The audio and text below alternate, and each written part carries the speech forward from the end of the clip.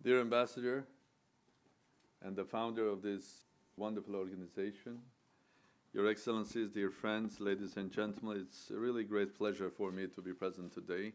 It's something that I was thinking or planning for years, was not happening, and it happened today. And the question that was raised to be discussed today is homeland, and especially global security as the main theme of discussion is very important. It's important for many reasons. It's important for me because the way I see the world today, that we are standing on the crossroad of a history of civilizations. It's a crossroad where the old paradigms, the old ways of looking or classical ways of looking at the human society or the classical ways of handling global risks or running the world are probably not effective enough. In my thoughts, I call it a new era, an era of quantum risks, an era of quantum securities, and an era of quantum politics. Quantum in this sense doesn't mean that I would like to use the quantum mechanics laws to the human societies. No, just an indication that the old ways of handling the world, handling security and handling the global risks probably no longer are going to be effective, and we have to look for new creative solutions. In order to make it clear what I mean, let me simplify what I want to say, but that will force me to go back. Because in order to understand where we are and where we want to be tomorrow and where we'll be tomorrow, let's say in 5, 10, 15 years' time, we have to look back. And historically, in order to understand the 100 years of the future or 50 years of the future, we have to look back another 50, 100, 200 years to understand where we are heading. Mathematically, it means in order to continue the line of the development of the history, it's basically in mathematics pretty simple. You have to have the historic line and then continue it, and you can make a prediction where we are going and where we are heading. And to simplify the whole story, let me take 4 activities of humans on this planet. Of course, again, it's simplification. I will take science, technology, human or human body, and I'll take the human society. I think it's obvious for everybody. The last 200 years, 2 centuries, we had tremendous achievements in science. And I'm speaking going back up to Isaac Newton and Maxwell, and then later in the 20th century, great scientists like Albert Einstein and creators of quantum mechanics and so on and so forth. It looked like their developments were done far advanced than the human behavior, far advanced the technology that were supporting their discoveries. This was happening because the human activity of research and science is somehow connected to our human brain, and I think has absolute freedom of acting and discovering the world without being attached to daily life.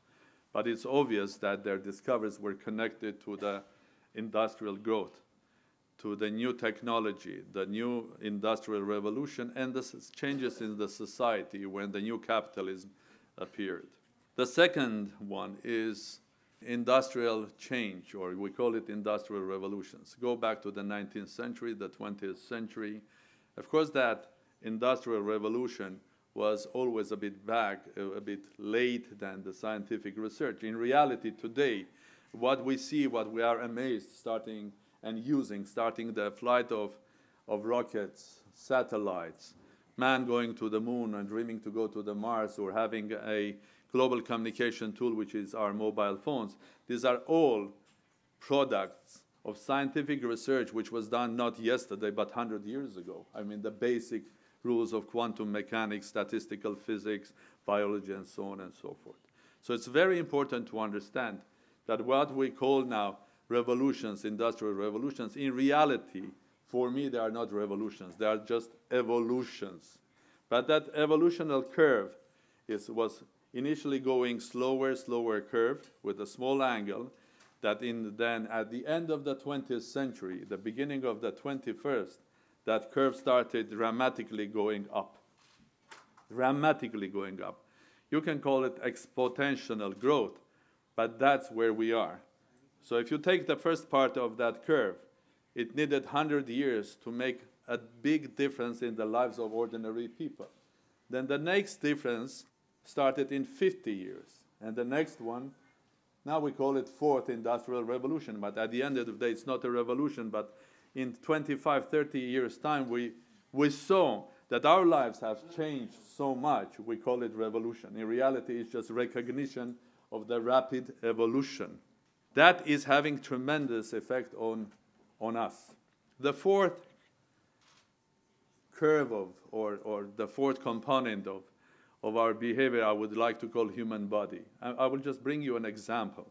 An example that just a couple of weeks ago, a Nobel Prize was given to a couple of scientists, one from the United States, the other one from Japan, for their wonderful discovery how to treat cancer. That's a result of 50 years of research of many scientists. But apparently they did the obvious thing, find a way that our immune system will recognize the cancer and fight it. And this is dramatic. This means, by increasing our immune system, unbelievable heights, hundreds and thousands times, we find a way of stopping the cancer and fighting it. That will have huge implications on the lifetime of human beings. In time, it will have huge implications also on the fourth line that I would like to speak shortly, which is the human society. If you go back, the science and industrial revolution had huge impact because that they gave the sort of the place to replace feudalism with the capitalism that was the engine of the growth of those times.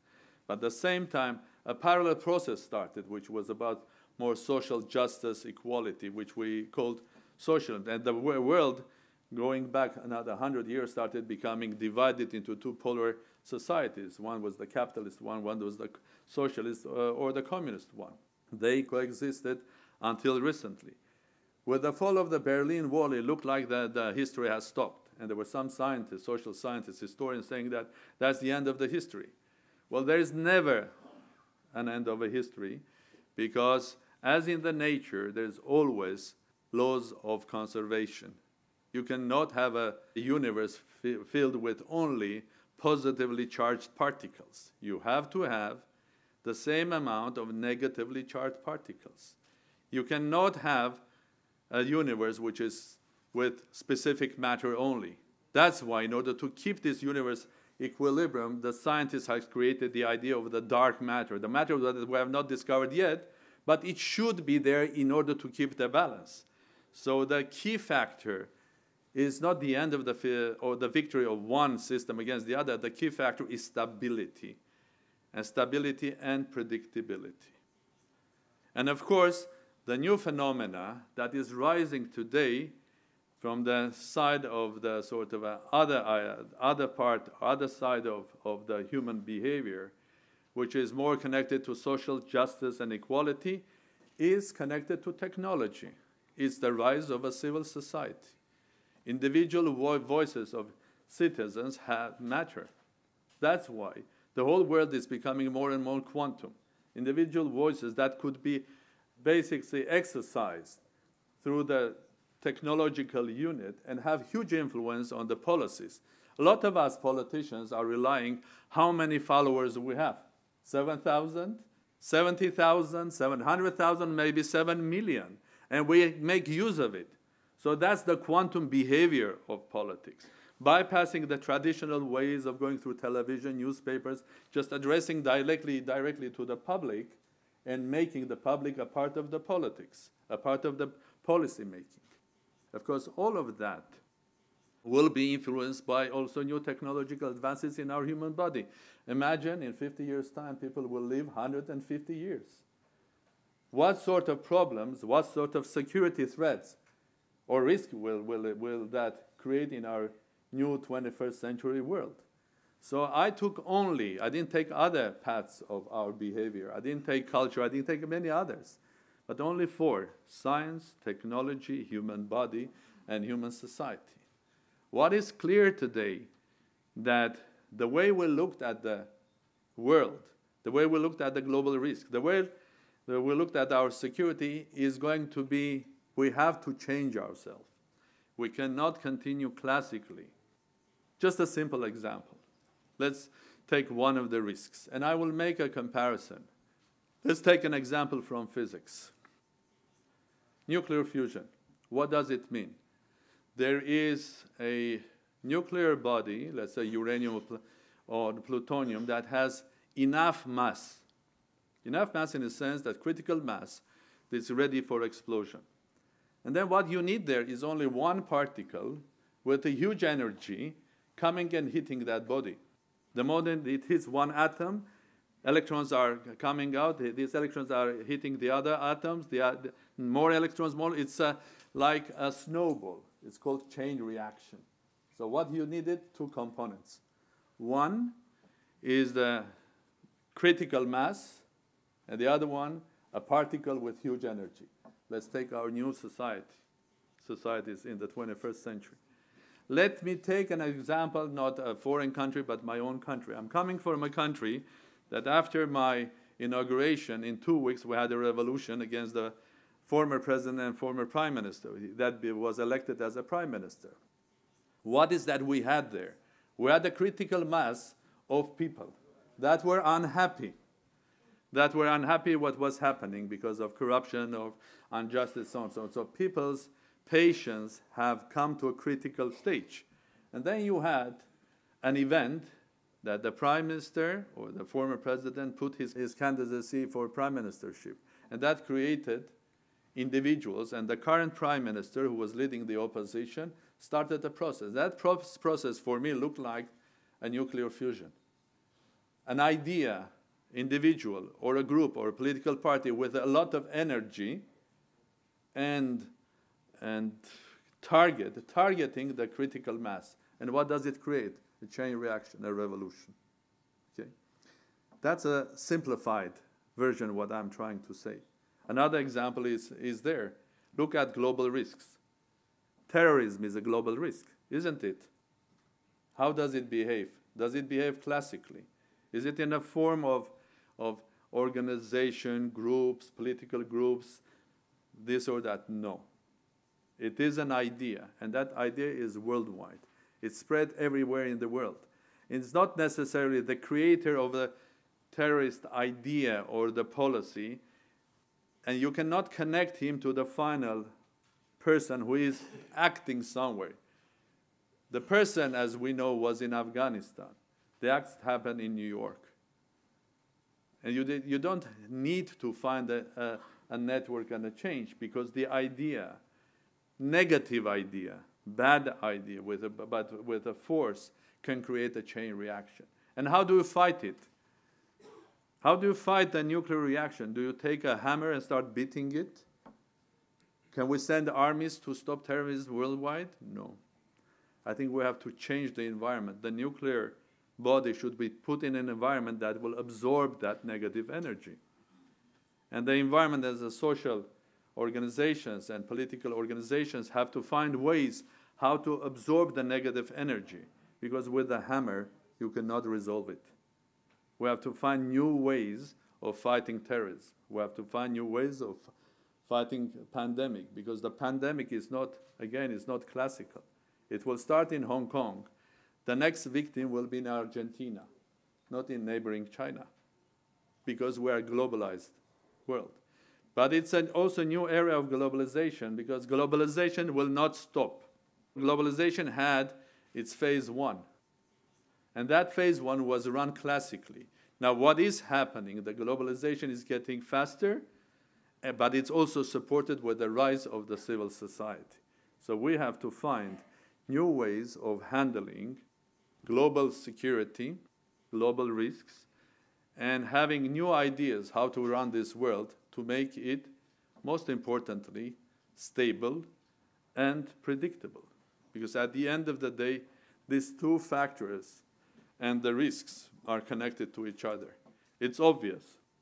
The more is predictability, i.e., in time stability, the less is the risk. The less is the predictability, the more is the risk. the more we can know where are we heading in a way that as humans we can understand, believe, and control, the less is the risk. The more is unpredictable, the more are uncertainties in our world, the less secure we are, and the risks are growing. And we are on the crossroad. We are on the crossroad of the history of humanity. The 21st century has not started in the year of 2000.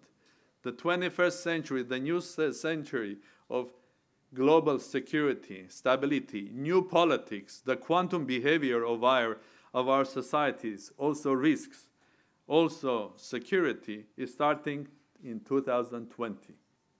We are at the gateway to the new world, and we have to start rethinking many of our values and approaches.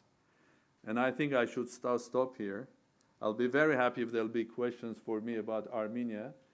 For me, Armenia is an example of a nation that lives in the 21st century.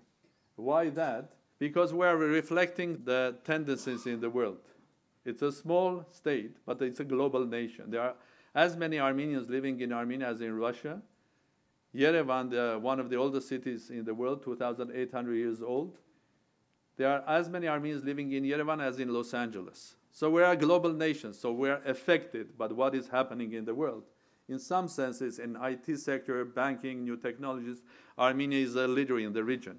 So being a president of a small state, I'm trying to be also a leader of the global nation. So that's why global things matter for Armenia, and I think it matters for the humanity. I stop here. Thank you very much.